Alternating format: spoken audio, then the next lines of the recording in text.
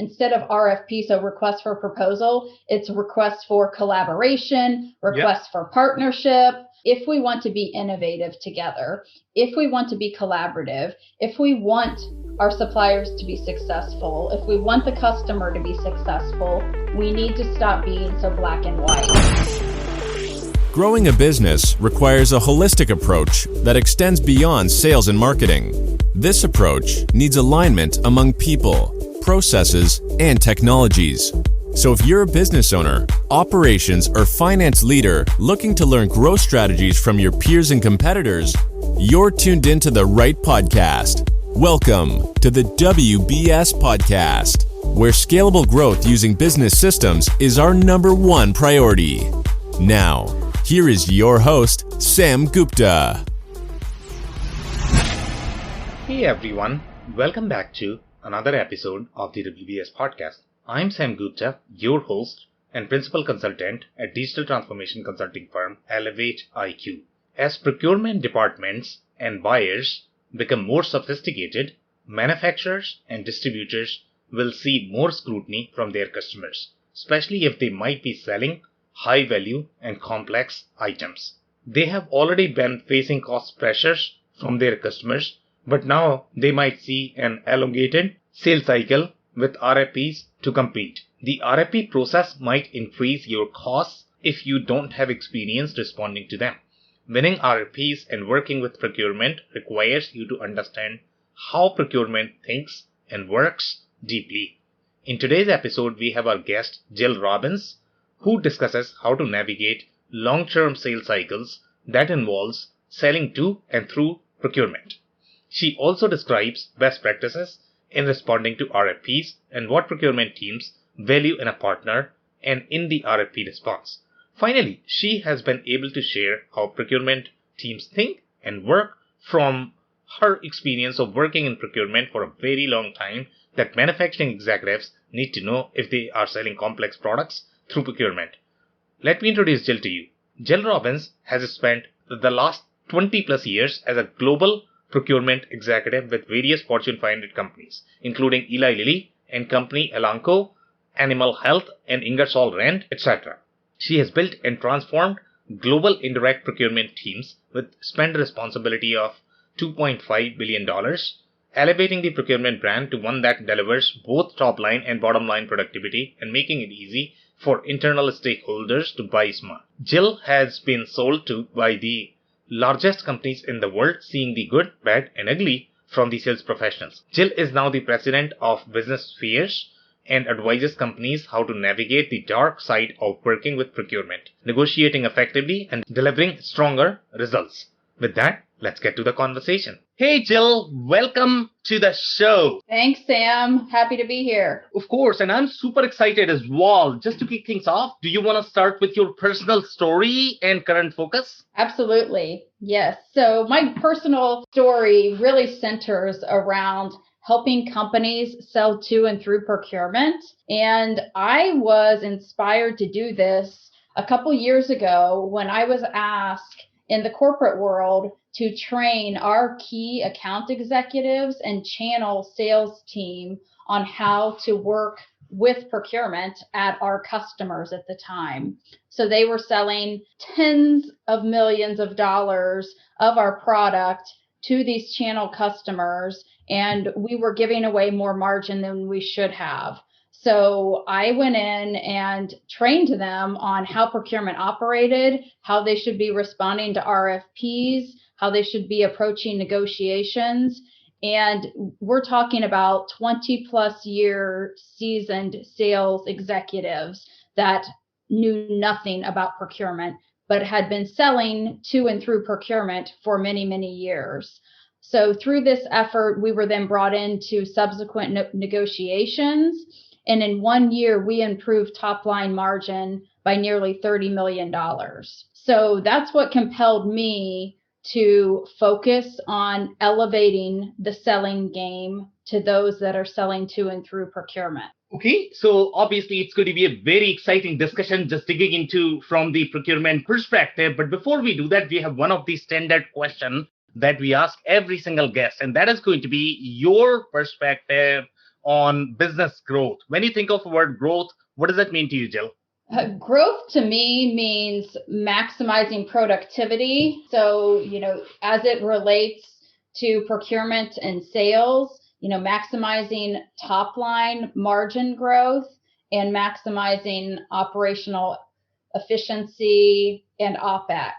So, tying those two together, because so many people think that you can't do one without the other. And in fact, you can do both. Okay, amazing. So I am actually going to share a brief story here, related to my own personal experience. And that is going to be, I was working on one of the RFPs, and here the procurement was involved in the RFP. And I was talking to one of my friends, and they were asking tons and tons of questions related to the financial statements, so many different things. And sometimes that could be slightly more overburdening. So the comment this friend made is the procurement involved? If the procurement is involved, then I am out of the game. So that's the kind of notion that we get in the sales community, that if the procurement is involved, you know what, I am not going to work on this one because this is probably going to be a waste of time. So from this instance, do you share this feeling that working with procurement is hard? If the procurement isn't involved, then it's going to be much harder for salespeople. Do you share this notion? And if you do, can you tell us how to sell to procurement? Yes, absolutely, Sam. So I think the sales community has had such a bad experience working with procurement, and there is such friction that they would prefer to work around procurement and get a smaller deal than work with procurement and potentially get a larger deal and a longer term relationship with a company, which is very unfortunate. So, I teach my clients how to become procurement insiders. I teach them how procurement is incentivized, how procurement is measured, what value levers that procurement is looking for. And as you mentioned, RFPs can be pure hell for companies responding because they don't win a lot of the times, and it's a lot of time. So I encourage my clients to be creative. Yes, you need to answer the standard questions, but you need to have a communication with the person responsible. So if that person's in procurement, have an open dialogue with them. What exactly are you looking for? Because there is no way they're going to go through 150 pages worth of submissions from, let's say, 10 companies. That's impossible.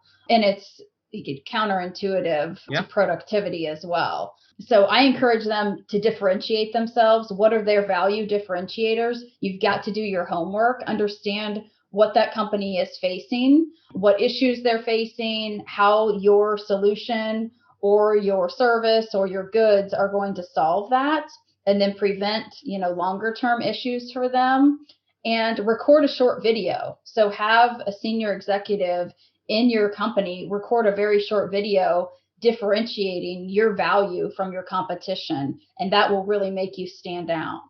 Yeah, interesting. And I am actually going to share some of my own personal experiences working with procurement and applying to RFP. And as you know, my background, I have been involved with a lot of complex deals, and I applied more from the sales perspective, right? I mean, I was never part of the procurement.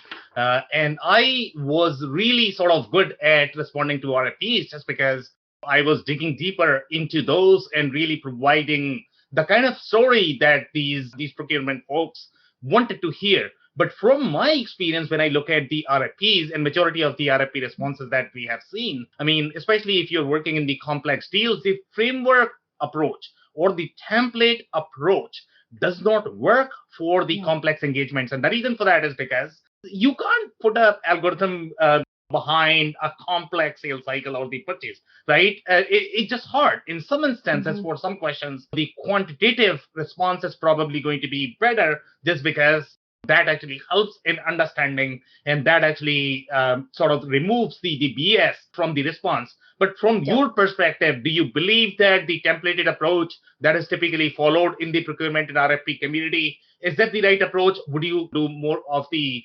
open-ended question, the way MBA essays are written, where you can get slightly more qualitative responses to the RFP, so that the people who are really good at their solution, they are able to position their offerings in the right manner, as opposed to simply checking these boxes that I have this feature number 1, feature number 2, feature number 3. It does not really mean anything in my experience when we do that. So what would be your perspective on that? Yeah, great point, Sam. So, I think you need both, but unfortunately, it's way too heavy on the quantitative. So depending on what you're buying, if you're buying, a highly customized or highly regulated product, you need to be very quantitative in your RFP. But you don't need to overburden yourself, and you don't need to overburden your potential suppliers. The qualitative, you really need to get creative. And I saw a post recently on LinkedIn and I really liked it. Instead of RFP, so request for proposal, it's request for collaboration, request for partnership.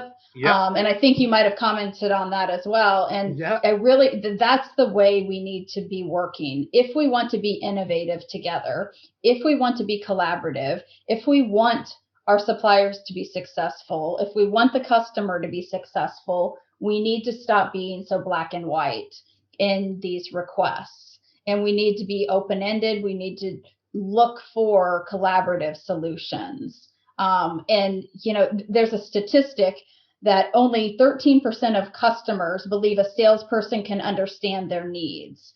So, that's a problem, right? And there's a lot more money spent on sales than there is procurement. So over $1 trillion are spent annually on sales forces. Well, we know procurement. You talk to procurement people, you talk to sales people. Procurement is traditionally always understaffed, overburdened. They're juggling multiple issues. So you've got to give procurement the benefit of the doubt. And that's why I teach all of my clients, hey, this is what a category manager is juggling on a daily basis. Throw them a bone. You are one of thousands of suppliers that are knocking on their door. So do your homework, make their life easier, make them look like the hero. So with that said, challenging them is appropriate, especially in a competitive process where you may be overburdened. Say, hey, be transparent with them. I'm a big proponent of brutal honesty. If you want to get better, you've got to have that two-way communication. Yeah. So let's talk about this one, right? So I'm really interested in sort of digging into the request for collaboration or request for partnership. So when I talk to a lot of folks, and typically they don't value their vendors as their partners, in my opinion, I think they should be treating their vendors as their customers, because the vendors could be equally valuable in your sort of the value prop, and they can be the difference maker, in my opinion, right? And the reason for that is because if you have a reliable vendor, sometimes when I look at the company, there is always this overemphasis on the employees and the customer, but you don't have as much emphasis, let's say, on the partners or the vendors. And the reason for that is because vendors are never seen the way customers or employees are seen. But in my experience, and especially when we are talking about some of the executives who have figured out how much value the vendors add and how much they are going to go their out of way to help your business, to help you in situations when let's say, the employees or customers may not be able to help, and they have figured out in creating these collaborative partnerships. So in your experience, let's say if you are doing the RFP, and we all know how the templated RFPs appear and look.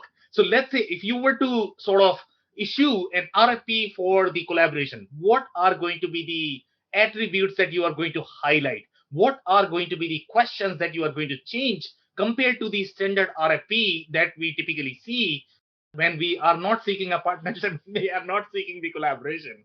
Yeah, so it's around value. It's around innovation. What do you bring to the table that your competition does not? How are you going to hold yourself accountable to that quality, speed, value, innovation? So be transparent in your response. Talk about how you're going to prioritize the relationship and how you see them truly as a partner. You're not just a service provider or goods provider. Those are the things that they need to be submitting as part of that competitive process, and knowing that value proposition, because procurement is notorious for pushing on price, right?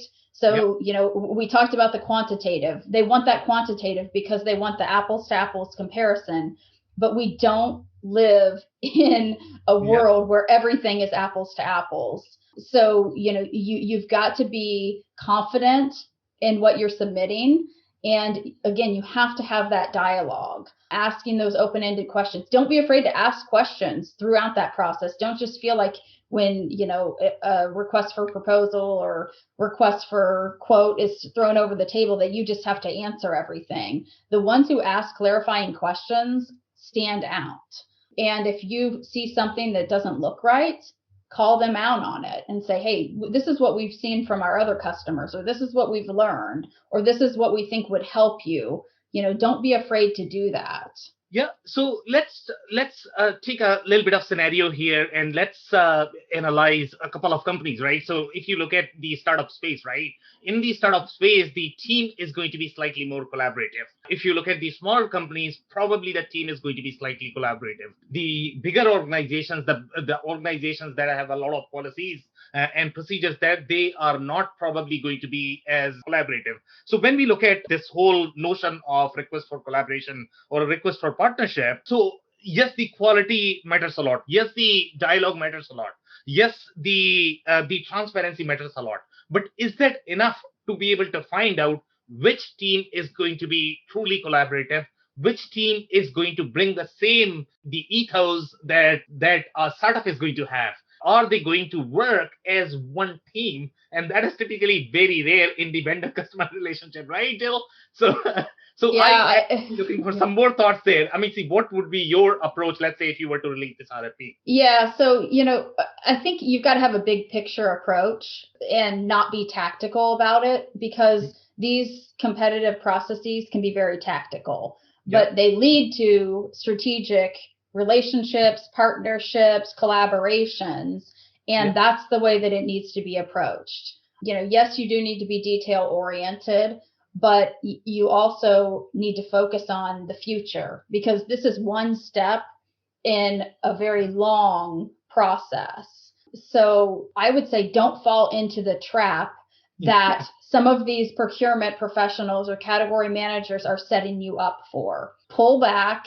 Ask those questions, ask them, what does success look like? Because when RFPs are issued, they typically don't have, an essay or a short blurb that says, this is what success looks like for us in 4 months and 6 months and 12 months. I would ask those questions, because that's going to help you then submit a better response to their tender. Yeah, amazing. So let's talk about this collaboration aspect from the negotiation perspective. And when you are in a competitive situation, obviously everybody wants to be collaborative, but you cannot be collaborative because you are in a competitive situation. You are going to be sharing your trade secrets, and if you share those, then obviously your position is going to be probably weak in that situation. So when you are, let's say, working together on an engagement, you definitely don't want to share too much details, because then you are probably not going to have as much authority overall in terms of negotiation, in terms of getting the discounts that you care for, right? So what would be your perspective in combining the collaboration aspect and basically the key strategies for negotiation in this specific situation? So first, know who you're negotiating with. Procurement are masters at playing both offense and defense. They are excellent negotiators. They're detail oriented, yet they know what the big picture looks like. They are fiscally responsible. You will find that procurement professionals are way more financially savvy than most financial professionals in companies. They're influencers, they're innovators, and they know how to communicate. And I would say knowing who you're negotiating with is critical. So knowing what skills they possess will set you up for success when you ultimately get to that negotiation. But I would caution you that every single conversation that you are having with procurement is a negotiation. They will use everything you share, everything you do not share as part of that negotiation once you ultimately get there. And I also coach my clients do not discount. Focus on value, anchor on total cost of ownership, anchor on the return on investment, and procurement people talk. And if you discount, word will get around and you will then be forced to discount over and over again. When you thought you were just discounting to get that one client or land that one account, that is going to come back to bite you. So do not do that. Share case studies on, what your other customers have done, how you are optimizing value for them, and how you are elevating their brand, both from a revenue top line perspective and by optimizing their operational spend as well. And I'd say slow down, because salespeople want to move fast. They want to meet quota, and that will turn procurement off. And you will see the worst side of procurement when you are using traditional sales tactics. And when you're pushing a timeline, they are going to force you to give them concessions, and you most likely will. So you're playing, and you and I talked about this, but you're playing by their rules on their court. Establish that trust up front and know how they define success. And as a salesperson, you're an investigator. So do your homework, know what their priorities are, both from a corporate perspective and from a project perspective. If they're publicly traded, listen to those earnings calls so you know what's prioritized, what's being asked of them from the investor community. And applying all of those offensive tips will help you have a more successful and profitable negotiation with procurement. Okay, so let's talk about some of these offense and defense skill set that you mentioned that they're really good at that. So let's say if I have some of my CFOs and CEOs and they are trying to understand how to basically sell to procurement. So what are some of these offense and defense skill set that procurement is going to be really good at? Yeah, so they're masters at getting the information from a competitive marketplace perspective through a competitive process, through buying these category intelligence, all of this stuff is available. But when you think about the value levers, and this is what I coach my clients and what I would coach, these CFOs, CEOs of these manufacturing companies, focus on what the savings and ROI is. And all of this is anchored on preparation and trust. Yep. So where are the savings and value going to come from? How do you define value? Does price change as the volumes go up and down? Are there any rebates baked into the deal? How will you demonstrate this business ROI? So these are questions that you can expect procurement to ask. And you have probably already seen these questions as you've worked with procurement. The second one is around innovation. How are you going to deliver better quality and do it in new ways? How will you become more efficient and effective in delivering these goods or services over time? What have you done for your other clients? How do you differentiate yourself? And how are you going to outperform your competition? Third is the reliability and quality. So these are all table stakes, but these are questions that procurement is going to ask as part of a competitive process, as part of a contract negotiation, so they know who to choose from a long-term perspective. And then how will you measure high quality service? And what happens if you don't? So being transparent with procurement, say, hey, we had a screw up at one of our clients. This is how we overcame that and we're better from it. We've improved our processes, we've improved our systems, and we will not have an issue. And we haven't had an issue, let's say, in 3 years. But be transparent about those learning experience. And then they're going to talk about what contract remedies are in place and rewards for under and over delivery. Okay, so let's talk about these questions, the questions that you mentioned in the RFP. So when we look at, and I don't know if you have heard of this joke, where you have the hiring process and then the person gets hired and the situation is going to be completely different. So during hiring, obviously, it's going to be a very rosy picture. And then all of a sudden the person gets hired and you have a signboard saying, welcome to hell. right? Mm-hmm. So Yeah. this is how this is how in my mind the RFP process is, right? So obviously when you look at these questions, obviously everybody is going to paint super rosy picture. I mean, it is in their best interest to do that, right? So majority of the RFP responses when I see, that's not close to reality. So when you are going to ask, okay, what have you done for quality? Obviously, I'm going to say everything super great about my company, right? And I may have super broken ERP system. Because of that, there might be tons and tons of process loopholes. And when you are going to get the actual quality, obviously, it's not going to be as good, right? Because the Mm-hmm. the foundation is actually broken. So in your experience, let's say all of the RFP responses as we look at, I mean, they are really the great sales pitches. And you know how sales pitches are, right?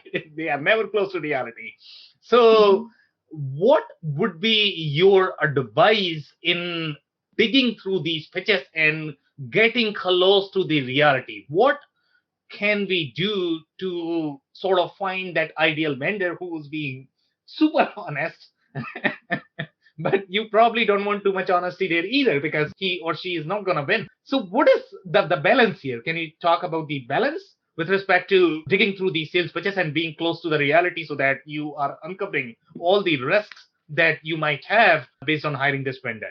Yeah, so if something sounds too good to be true, it usually is. And procurement are skeptics by nature. And I would say their toughest negotiations are internally with their stakeholders, not with suppliers. So Yep. you've got to bear that in mind. And, what we talked about earlier is that they're very understaffed. So Yep. they're juggling, a multitude of tasks and priorities that are coming from all directions. And my coaching to the sales teams that are pitching, that are negotiating, is do not paint such a rosy picture that is too good to be true, because procurement will smoke it out. And you want to over deliver and under promise. Definitely. Right. So be transparent about what you've learned, how you've applied, those lessons learned. And yes, of course, you want to prop your company up. You want to make yourself look good. You want to make your brand look good. But you don't want to do it at the cost of damaging your brand in Yep. 3-6 months down the road. So respond with candor, be real. You want to build trust through this process. So, don't be afraid to tell stories and share white papers. Yep. And when they're going to ask for references, always. Yep. So the references that you give, ensure that they are very transparent and say, hey, yeah, we did have issues. Because guess what, Sam?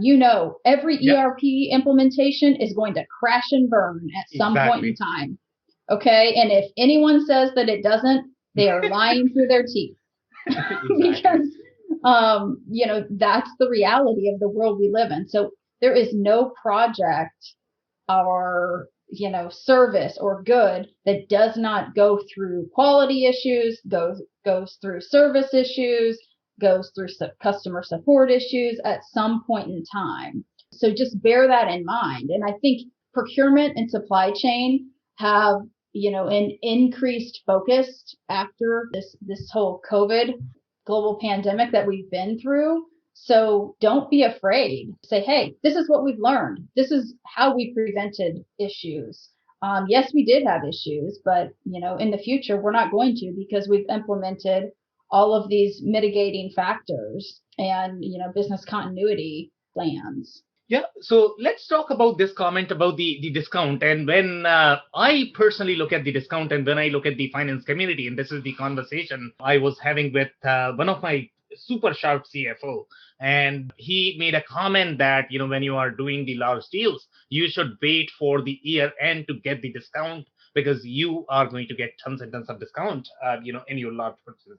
Right. Obviously, I purchase a lot of stuff for our own company, and I am involved in the procurement process. When I hear the word discount, that's probably a red flag for me. I always see discount as a red flag, because there must be something bigger in the story that I may be missing. So I am never very narrowly focused on just the discount. I look at the complete picture. Okay, what is going to be my financial risk? If this company is offering, the discount, are they too small? Are they going to sustain in the market? Is their product good enough that they are, able to offer this discount? So I'm actually getting thousands of questions. If somebody tells me that, they are offering a discount, I always want to know the underlying reason why you are offering the discount. Do you feel that procurement, shares the similar feelings? They do the similar due diligence in understanding the discount? Do they, or are they very narrowly focused on the discounts? It really depends on the organization. Okay. So savings is a metric that procurement is measured on and have been for many, many years. However, they are not rewarded by the savings they achieve. So many salespeople think, oh, well, they're only pushing me on price, or they're only pushing me on discount because they get a commission on how much they save. That is not true. It is not the same in the sales world as it is in the procurement world. Discounting, it really depends. If you're talking about software as a service, high margin, you're going to most likely be able to negotiate a discount, whether that's with SAP, whether that's with Oracle. But I would caution you that you will pay for, if you get a huge discount, what are your implementation costs? Are you going to then pay huge amounts in implementation costs and support costs and configuration, et cetera, et cetera? So eyes wide open, talking to your peers who have, done a similar project recently, so you know exactly what you're signing up for. Because as you said, Sam, a discount at face value, okay, well, then what's the total cost of ownership? Am I going to get a great deal on the front end, but then get it stuck to me on the back end? Well, that doesn't feel good. And for how many years are they going to stick it to me? So, that's where I would just say, hey, you want the best value. And I would coach anyone who is negotiating on the procurement side, on the sales side, to have skin in the game. Because if you don't have skin in the game, then I would be very, very cautious and, reluctant to sign up for a deal. Because any company any supplier who's responding to an RFP and is willing to put money on the table and to put risk and skin in the game, that's someone I would trust. And that's someone that is going to stand behind what they're submitting and what they say they're going to do. Okay, amazing. Do you want to briefly talk about the sales playbook that you wanted to discuss? Yeah, so I think we've hit on a lot of it, really, throughout the conversation. But, just some tips for a successful working relationship with procurement. We've talked about negotiating with procurement. But, doing your homework, knowing what the customer's challenges are, the opportunities, the threats, and then really, truly demonstrate how you and your solution will help them. We already talked about, listening to the earnings calls to understand, the business climate, asking those open-ended questions and truly actively listening, building that trust and rapport, showing that you care about the success of their organization. So one of my biggest pet peeves from a sales perspective is, and, my procurement colleagues will share this, is a salesperson that cares about the deal, shows vested interest, but as soon as the deal is signed, they walk away, or they hand it off to a customer success manager, or they hand it off to an implementation manager. You need to care about the deal just as much before the deal is signed as after the deal is signed, because the contract and the relationship doesn't start, in my mind, until after the deal is signed. So that would be my coaching from a sales perspective. Procurement professionals have a really unique line of sight across the organization. They can help you.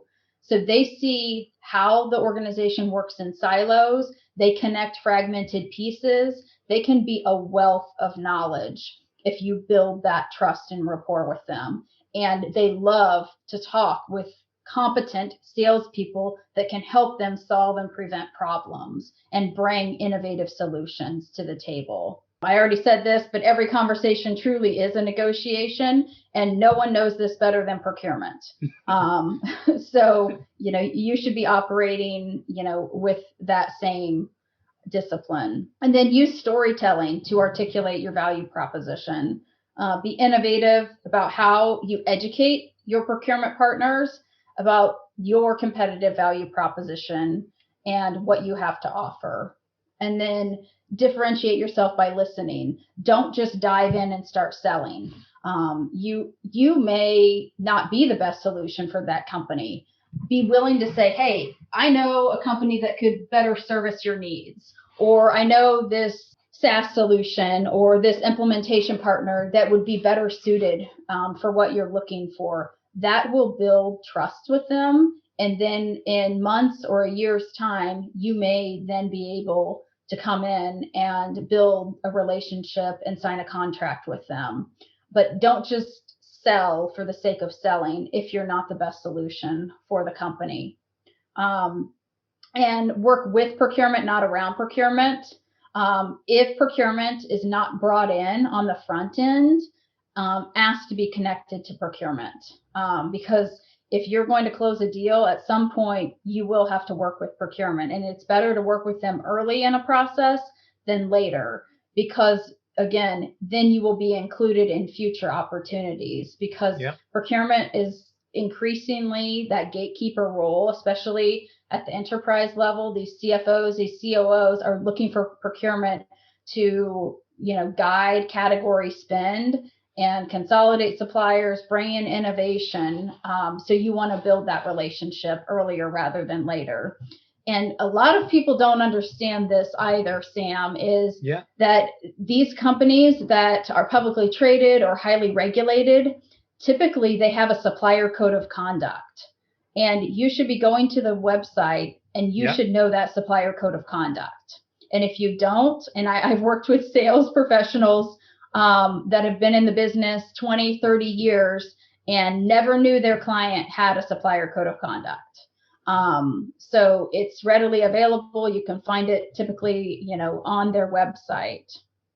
And then, agree to KPIs for the relationship. Define what good looks like for you, and also allow the client to define what good looks like and be proactive about this. You don't want to do it at a business check-in or a quarterly business review when shit has already hit the fan. It's too late. Be proactive about it.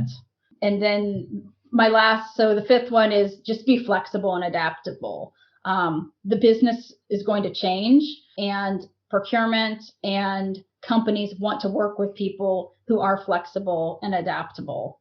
And they will then trust you and come back to you over and over again. Okay, amazing, Jill. That's it for today. Do you have any brief last-minute closing thoughts by any chance? Yeah, just be patient. I know we talk about patience, but patience truly is a virtue in working with procurement. And you really need to, be diligent and not oversell and push too hard, or you can be put on a block list from an email and from telephone perspective. So, you're one of thousands, and sometimes deals move really fast with procurement. Other times there's other internal competing priorities. So just know that. Yeah. So my personal takeaway from the conversation is going to be, while every conversation is probably going to be negotiation, but the best way to win with procurement is going to be build that trust. So on that note, Jill, I want to thank you for your time. This has been fun conversation and super insight. I cannot thank our guests enough for coming on the show, for sharing their knowledge and journey. I always pick up learnings from our guests, and hopefully you learned something new today. If you want to learn more about Jill, head over to businessfierce.com. It's BUSINESSFIERCE.com.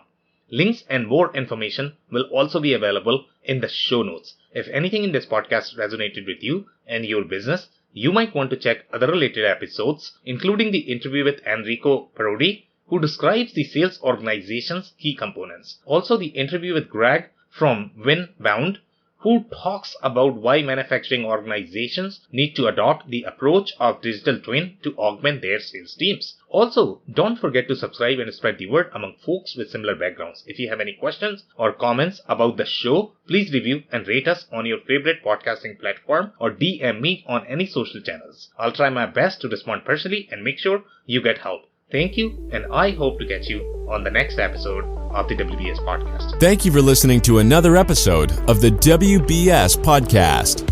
Be sure to subscribe on your favorite podcasting platform so you never miss an episode. For more information on growth strategies for SMBs using ERP and digital transformation, check out our community at WBS.rocks. We'll see you next time.